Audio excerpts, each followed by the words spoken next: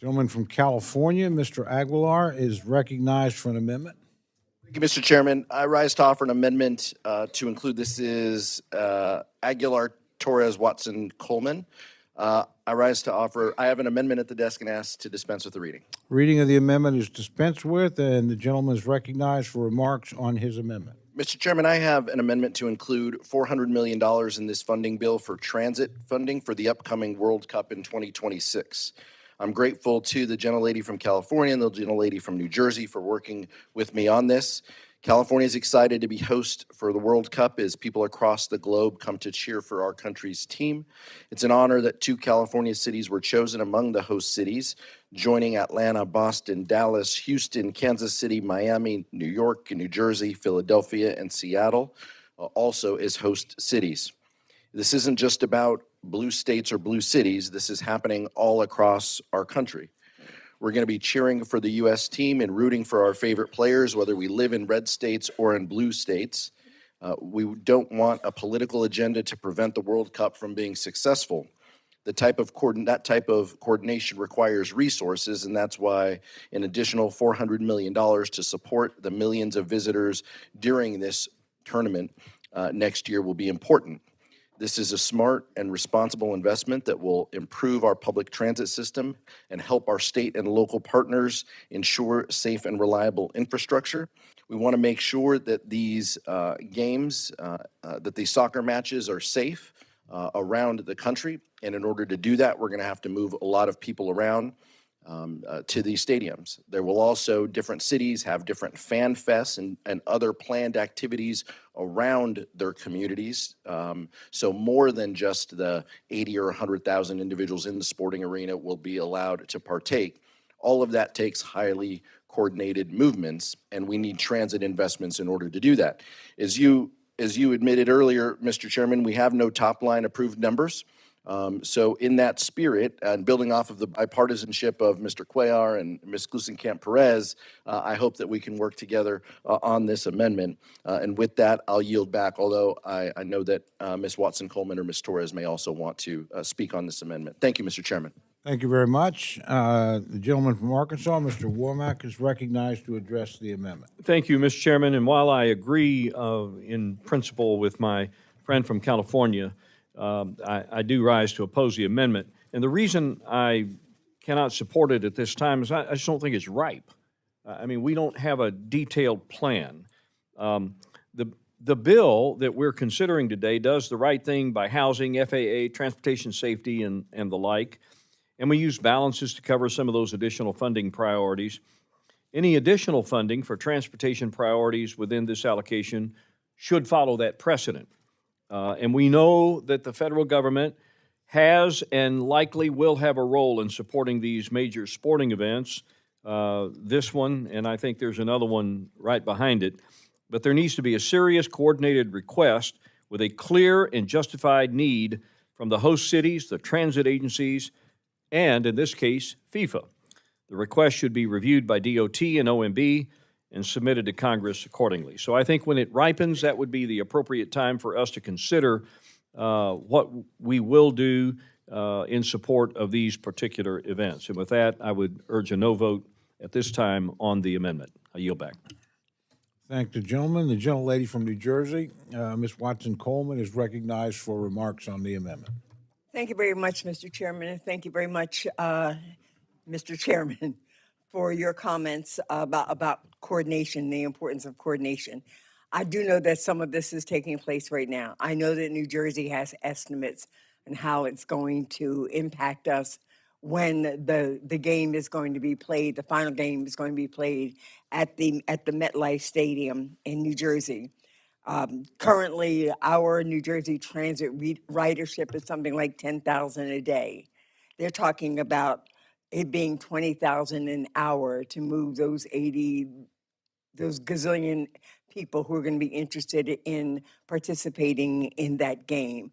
We know that New Jersey Transit has challenges just right now, and so that we need to be cognizant of what we need in order to be a welcoming place for these games, these international games. We will be the spotlight, and we want to be the spotlight that shows up and shows out just how well we can receive the visitors. So I thank you for your comments. I certainly thank my co-lead here and my leader for sponsoring this particular piece of this amendment. And I just need to have those thoughts in our head as we move forward on this. Thank you very much, and I yield back.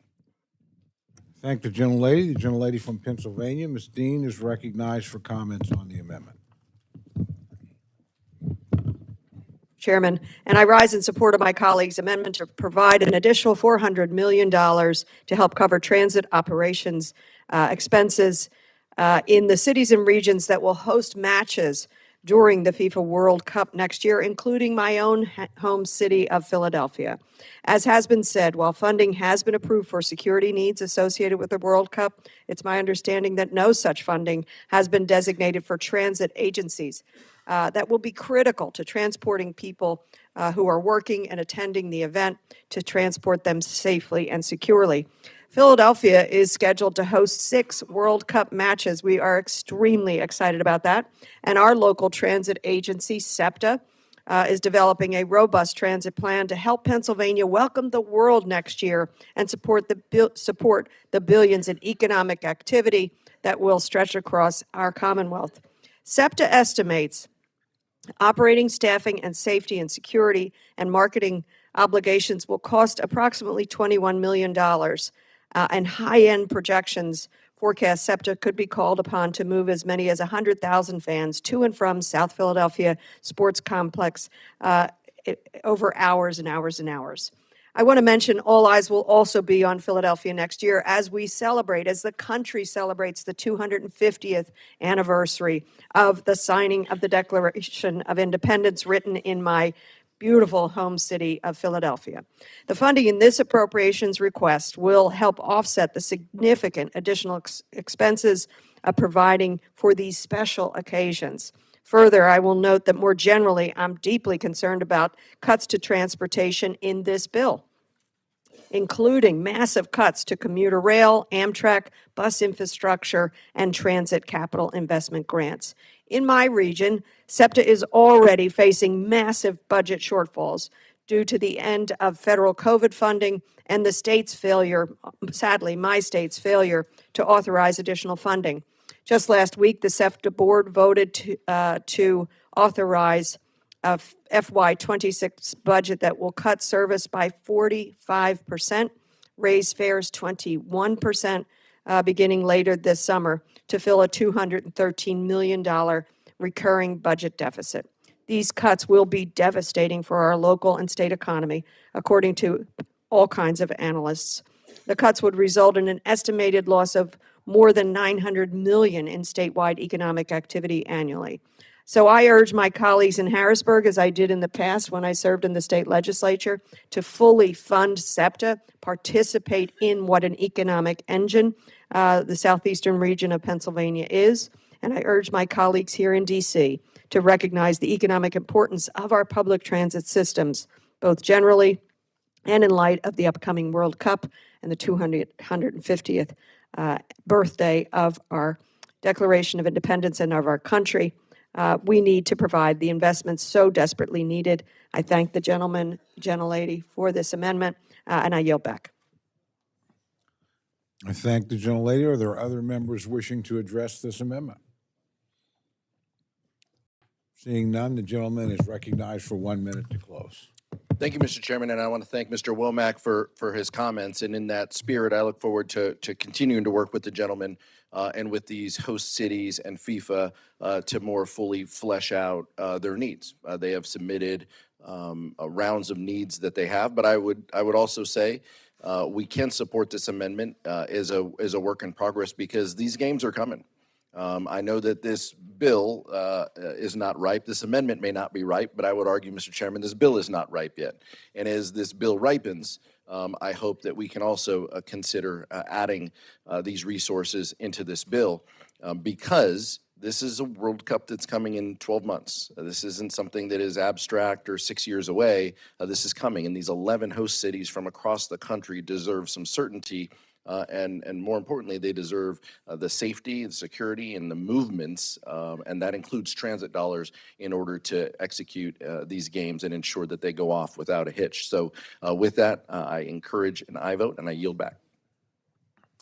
I thank the gentleman. The question is now on the amendment offered by the gentleman from California. All those in favor say aye. All those opposed say no. The opinion of the chair, the noes have it, and the amendment is not adopted.